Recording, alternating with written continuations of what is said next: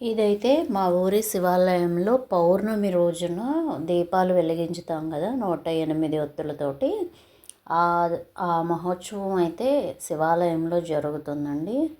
ఇలా అయితే శివుడి ప్రాంగణంలో ఎక్కడ చూసినా కన్నుల పండుగగా చక్కగా అయితే 365 ఒత్తులతోటి ఉపవాస దీక్షతో అయితే వెలిగించుతున్నారు అన్నమాట వీళ్ళందరూ. ఈ దీపారాధన అనేది అయిపోయిన తర్వాత స్వయంపాక దానము, దీపదానము ఎవరికి తోచింది వాళ్ళు అయితే ఆచార్యులు గారికి సమర్పించుతున్నారు. ఇక్కడైతే ఇలాగ జ్వాలా తోరణం కట్టారండి. మాకైతే కొత్తగా వచ్చిన వరితోటి కడతారు.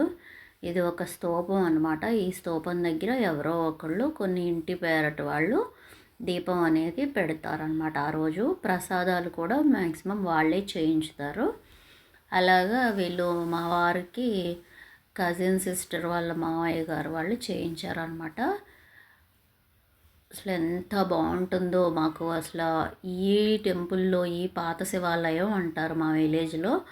ఈ టెంపుల్లో చేసినట్లు నేను ఇంకా అసలు ఎక్కడా చూడలేదండి. అంత బాగా జరుగుతుంది. ఇలాగా ప్రధాన అర్చకులు అలాగే స్వాములు ఉంటారు కదా అయ్యప్ప దీక్షాపరులు, వాళ్ళు అందరూ కలిసి అయితే గుడి చుట్టూ అయితే ఒక 3 ప్రదక్షిణాలు చేస్తారండి. ఇదిగోండి అయ్యగారు నడుస్తూ ఉంటారు చూడండి. వీళ్ళందరూ కూడా దీపం వెలిగించేసి కూర్చుని చూస్తున్నారనమాట. చూడండి మొత్తం అంతా ప్రాంగణం నిండిపోయిందనమాట. ఇదిగోండి ఈ మొదట వెళ్ళే ఆయన ప్రధాన అర్చకులు అనమాట ఈ గుడికి. వీళ్ళందరూ స్వాములు ఇలాగా ఆడ మగ కూడా ప్రదక్షిణ అనేది చేస్తున్నారు. ముందు ప్రధాన అర్చకులు ఒక 3 సార్లు దేవుడి చుట్టూ గుడి చుట్టూ ప్రదక్షిణ చేసిన తర్వాత మళ్ళీ అయితే వచ్చి స్వామివార్ల అమ్మవార్లని ఉత్సవ విగ్రహాలు ఏవైతే ఉంటాయో వాటిల్ని అయితే తీసుకుని మళ్ళీ అయితే ప్రదక్షిణ చేయడం అనేది జరుగుతుంది.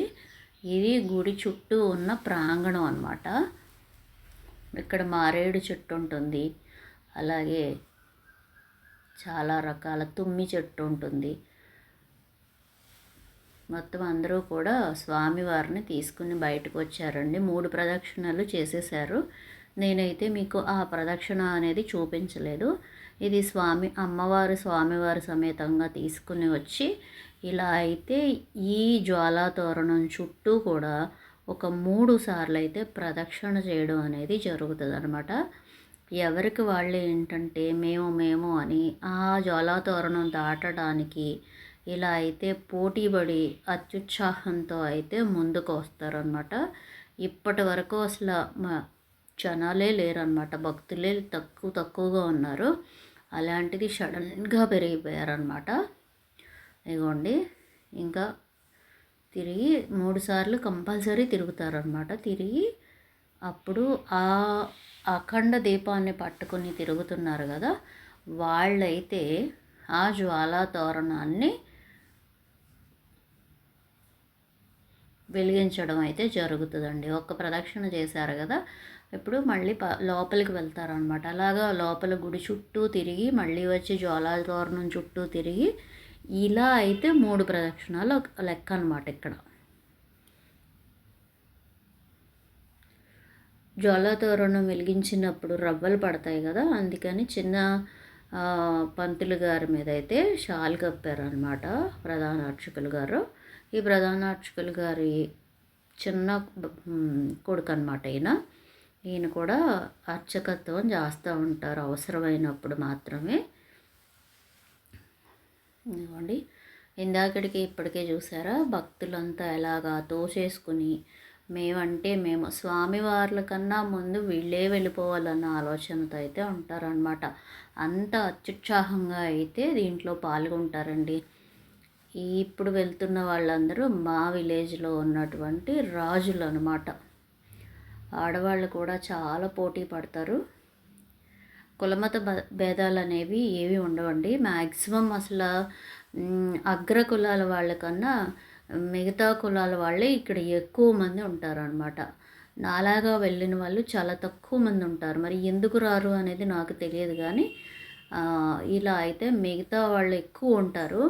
వాళ్ళతో పాటు నేను కూడా అయితే చేస్తాను. ఇప్పటికి 6, 7 సంవత్సరాల నుంచి అయితే ఈ జ్వాలా తోరణం అనేది దాటాలంట అని మా మామయ్య గారు చెప్పారు. అప్పటి నుంచి కూడా నేను ఈ జ్వాలా తోరణం ఒక్కసారైనా దాటొస్తాననమాట. పిల్లలు లేరు, ఈయన లేరు, ఇంకా అందుకని నేనే వెళ్ళాను.